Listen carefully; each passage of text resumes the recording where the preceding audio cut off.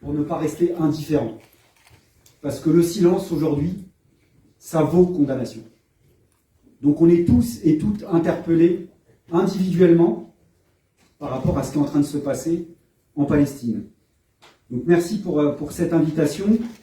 D'abord parce que le fait de faire des réunions publiques, même à l'international, et même si c'est modeste, parce qu'évidemment ça ne change pas la face du monde, c'est l'internationalisme en acte.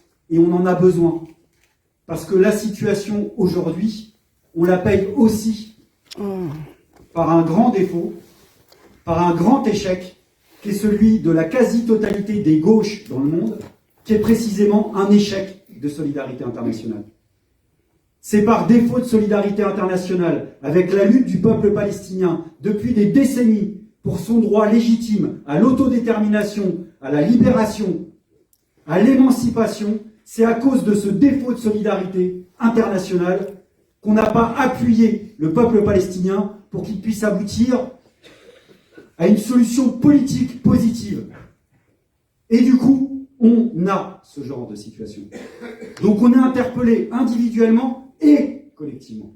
Et de ce point de vue-là, il faudrait que ça soit un mal pour un bien. Qu'on renoue avec une vieille tradition du mouvement ouvrier, du mouvement d'émancipation, qui est celui précisément de l'internationalisme.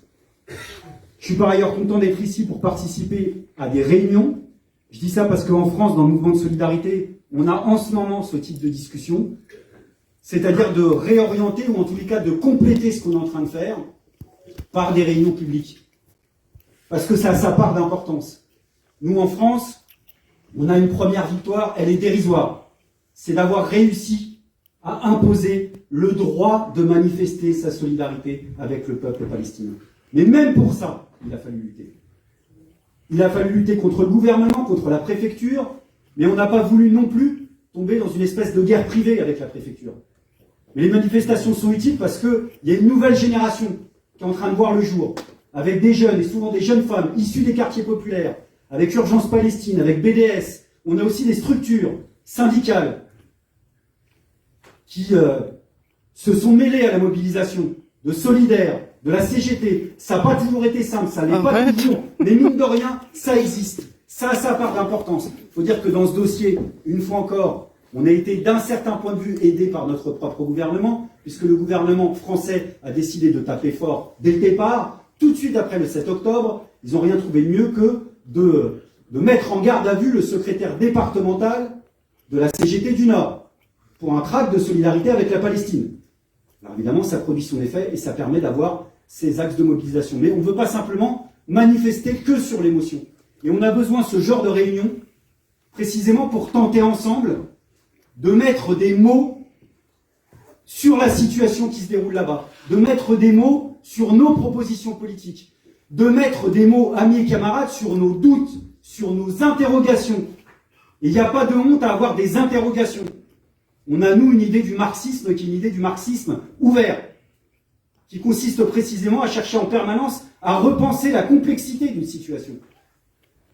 Donc tenter ensemble de mettre des mots sur cette situation, c'est d'autant plus important qu'aujourd'hui, les mots n'ont plus de sens. Alors je ne sais pas comment c'est en Suisse, mais en France, dans la présentation politique, médiatique dominante, c'est effarant. Vous allumez une chaîne de télé française, je ne mens pas, au bout de 5 minutes, vous allez avoir le nez qui saigne. Et les oreilles aussi. Tellement vous allez entendre des trucs qui vous semblent absurdes, aberrantes, mais qui participent à l'opération autoritaire à laquelle on est confronté.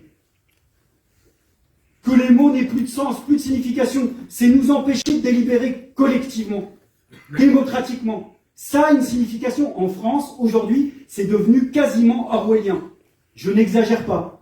Orwell, dans son roman en 1984, il explique, dans un régime autoritaire, la nécessité de dévitaliser le vocabulaire, que les mots ne soient plus une référence commune dans ce terrible ministère de la vérité qu'il imagine dans ce régime totalitaire, avec, vous savez, le slogan de ce ministère, où on oppose tout et son contraire, exprès pour justement semer la confusion. L'ignorance, c'est la force. La liberté, c'est l'esclavage. La guerre, c'est la paix, nous dit le roman de George Orwell. La guerre, c'est la paix. Mais je vous assure qu'à écouter certains représentants politiques, en France, on n'en est pas très loin. puisque les mots n'ont plus de sens. Donc on ne parle pas de guerre, surtout pas de guerre d'occupation, on nous parle d'un conflit israélo-palestinien, mieux, on nous parle d'une opération militaire pour éradiquer une organisation terroriste islamiste, donc pour la paix. C'est une opération, mais là je n'exagère pas, c'est du entendu et vu à la télé. Du coup, il n'y a plus de force d'occupation. Ben non, il y a la seule démocratie de la région, c'est-à-dire Israël. Je n'invente rien. On a d'un côté des victimes innocentes, civiles, qui sont assassinées. De l'autre, on a des morts, avec une liste qui n'en finit pas de s'alourdir, c'est comme ça qu'on dit dans les milieux autorisés, une liste qui n'en finit pas de s'alourdir, des morts qui sont animalisés dans leur représentation par le gouvernement israélien, et qu'on rend dans l'anonymat, qu'on désincarne, qu'on déshumanise du côté des puissances occidentales. Avec dernière sortie de groupe de M. Estrosi, si vous ne connaissez pas, c'est pas grave, c'est le maire de droite de Nice, qui a expliqué qu'en réalité, on se réfère à des images où les mères palestiniennes tiennent dans leurs bras, je cite, des faux bébés. Des faux bébés. Ça passe à la télé. Je veux dire, en France, et je pourrais égrener, il faudrait plus qu'une soirée pour le faire.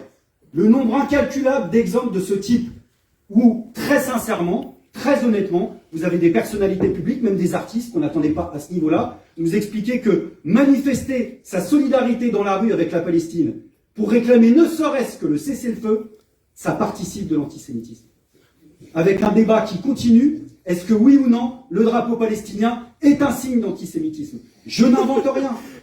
Et alors si vous amusez à rappeler ce qui pourtant est un droit international reconnu, le fait que tout peuple a le droit de ne pas vivre sous occupation et de lutter, y compris par le recours à la lutte armée, alors là, ce sera l'apologie de terrorisme.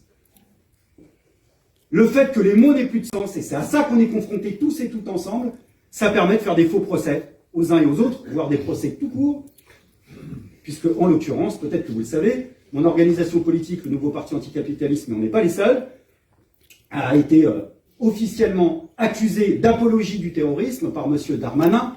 Darmanin qui s'est pris une petite claque au passage sur sa loi d'immigration, même si c'est loin d'être terminé, mais de voir un peu d'effet, ça reste quand même jubilatoire.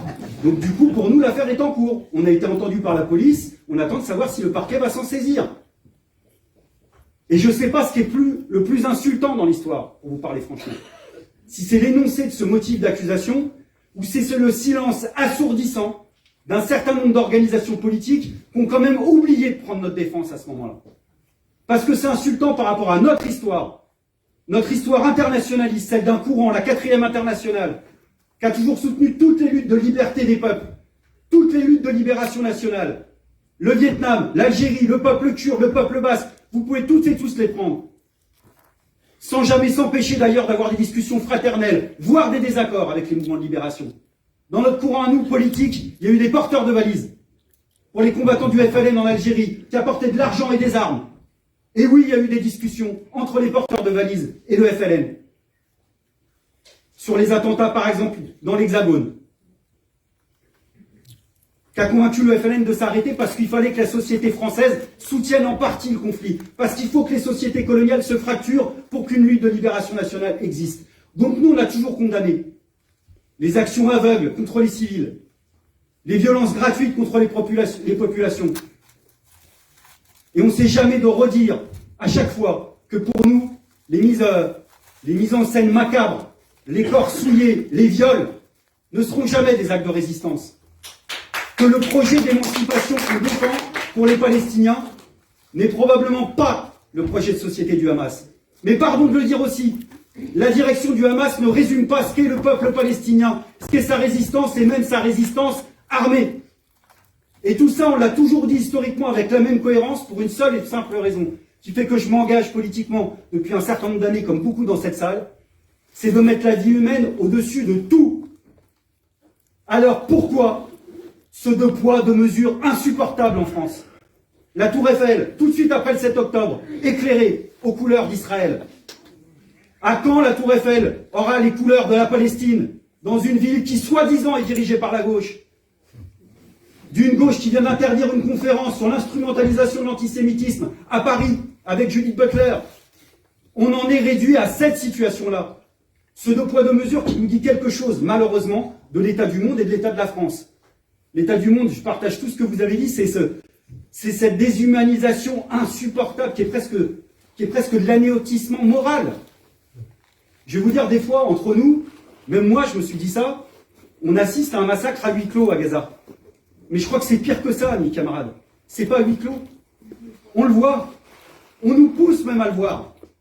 Mais à le regarder d'une certaine manière, en abdiquant, en nous disant, regardez comment ça se passe à Gaza, vous n'y pourrez jamais rien, parce que telle est la marche du monde. Vous devrez vous résigner à tout devoir de solidarité. C'est ça qu'on nous dit, dans ce compteur macabre que je n'accepte pas, que je ne supporte pas.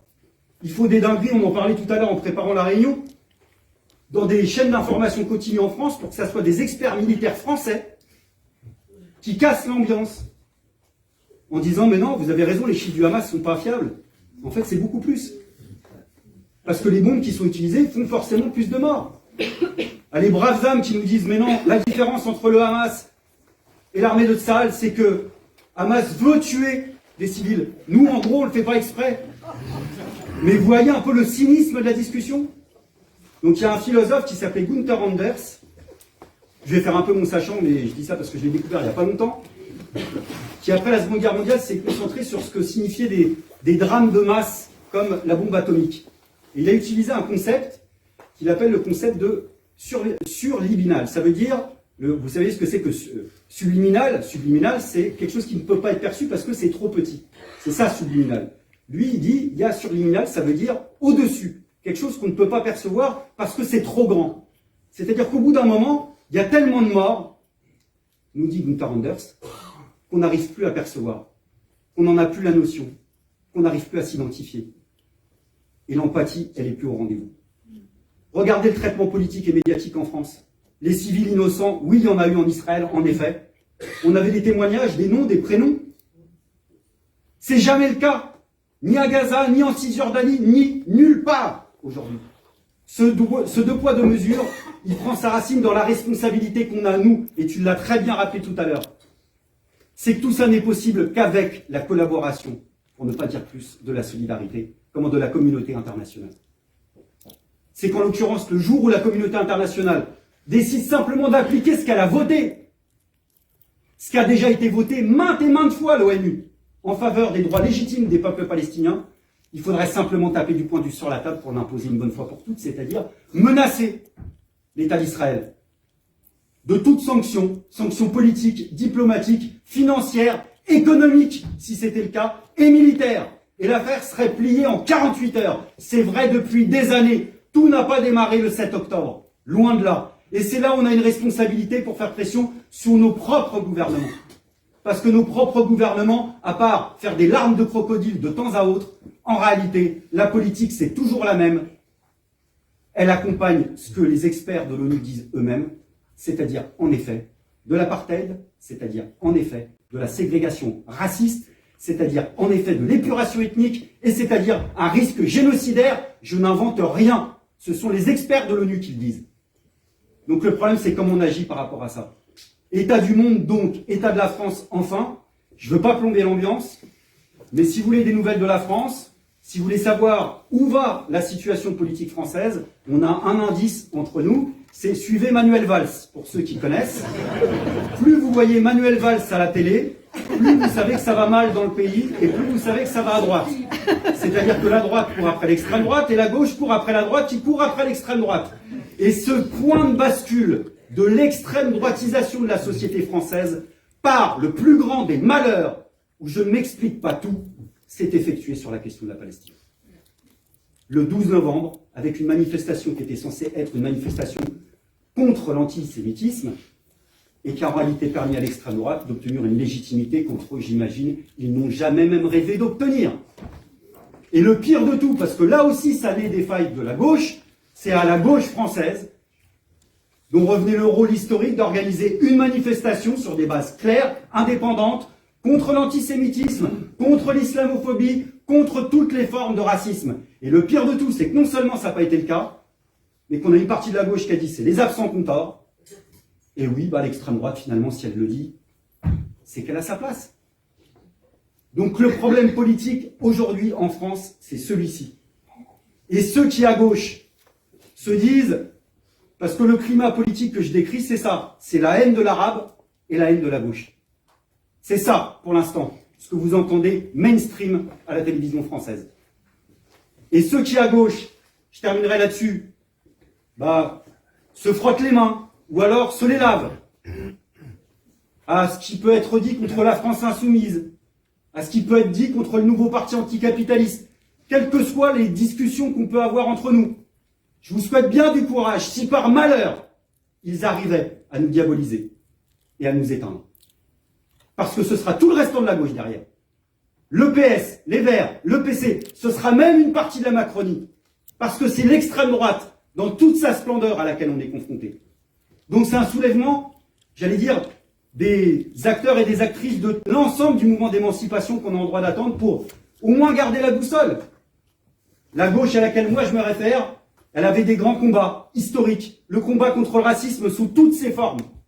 Et puis la lutte contre le colonialisme. C'est-à-dire cet internationalisme qui est plus que jamais nécessaire. Plus que jamais nécessaire par rapport à l'indifférence. Et je voudrais citer quelqu'un qu'on attend mal dans ses propos, éventuellement pour ceux qui le connaissent, qui est un marxiste antifasciste italien qui s'appelait Gramsci. Et Gramsci, il avait la dent dure avec l'indifférence. Gramsci disait la chose suivante: je hais les indifférents. Je hais les indifférents parce que leur pleurnicherie d'éternels innocents finissent par me fatiguer. Je vis, je suis partisan. C'est pourquoi je hais ceux qui ne prennent pas parti. Voilà pourquoi je hais les indifférents. Alors il ne tient qu'à nous de ne pas être indifférents et indifférentes d'une manière ou d'une autre, parce que c'est ce que les Palestiniens et les Palestiniennes attendent de nous. Sincèrement, toute proportion gardée, on ne vit pas dans la tragédie des événements qui sont là-bas. Mais quand Salah Hamouri, par exemple, franco-palestinien, tient des meetings en France en disant « Vous avez une responsabilité, vous faites partie de la résistance palestinienne », moi ça me parle. Donc merci pour cette réunion publique, force à vous dans les combats qui vous attendent ici, et puis j'espère qu'on se retrouvera bientôt pour l'ensemble des combats internationalistes, et puis aussi des luttes plus positives qui nous permettent de reprendre espoir. Merci à vous.